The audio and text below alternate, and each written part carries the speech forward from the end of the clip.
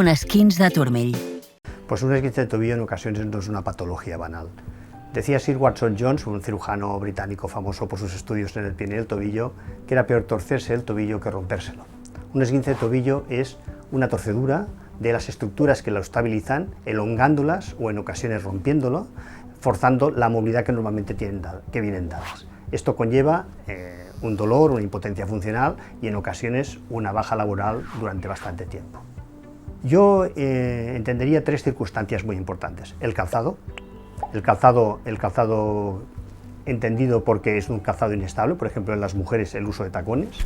El calzado inadecuado, utilizar un zapato o un calzado deportivo en una actividad que no corresponde. En segundo lugar, el terreno irregular, el terreno que no permite el deslizamiento de las superficies, que clava el pie y obliga a la entorsis o la torcedura del tobillo. Y finalmente la actividad deportiva que realizamos, indudablemente, sobre todo en relación al salto. Podríamos decir que es un esguince grado 1 la elongación, sin rotura, que equivaldría entre 1 y 3 semanas de baja laboral y deportiva.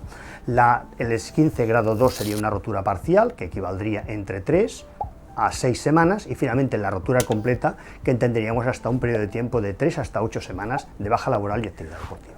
Bueno, el paciente lo primero que nota es el mecanismo, que es la torcedura. En ocasiones nota un chasquido, pero básicamente lo que va a determinar la clínica es la tumefacción, un hematoma localizado por delante del peroné, nosotros le llamamos en huevo de paloma.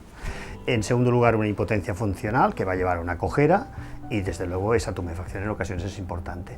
Esto va a llevar lógicamente a que el paciente con frecuencia acuda a un servicio de urgencias en base a la gravedad y las molestias que él note. Pero básicamente lo que le va a afectar más es a la cojera, a la impotencia funcional de poder caminar adecuadamente sin ningún tipo de dificultad. Bueno, lo más importante en un esguince de tobillo, esto lo habremos visto todos por los medios de comunicación, es siempre poner hielo. El hielo llega perfectamente al tobillo, es lo más antiinflamatorio y más fácil de lograr.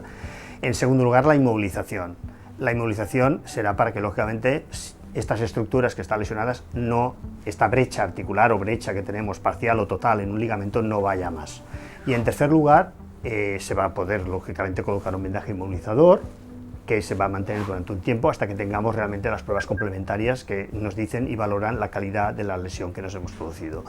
Posteriormente, en pacientes, en deportistas que tienen esguinces de recidivantes, que tienen un historial, porque el problema básicamente del esguince recidivante, o sea que tengas esguinces recidivantes, es porque no has tratado adecuadamente el primer esguince.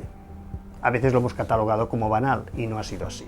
Entonces, en este tipo de pacientes que realizan actividades deportivas pero que tienen antecedentes de varios esguinces de tobillo recidivantes, es aconsejable unos vendajes tipo taping. Este vendaje está por internet, lógicamente son unas tiras que lo que evitan es forzar esa torsión del tobillo. Se colocan de una manera que eviten o fortalezcan esa torsión del tobillo.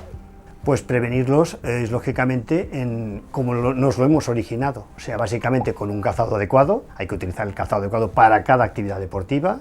Hay que utilizar lógicamente en los pacientes que tienen esguinces de recidivantes unos vendajes protectores y sobre todo el terreno. Sabemos que sobre todo en el tema del salto o el terreno irregular, en superficies deslizantes, en terrenos, en bajadas, en rampas, en terrenos irregulares es donde vamos a tener más facilidad para que el tobillo se nos pueda torcer, y para ello tenemos que llevar, siempre repito, para mí esto es fundamental, el calzado adecuado.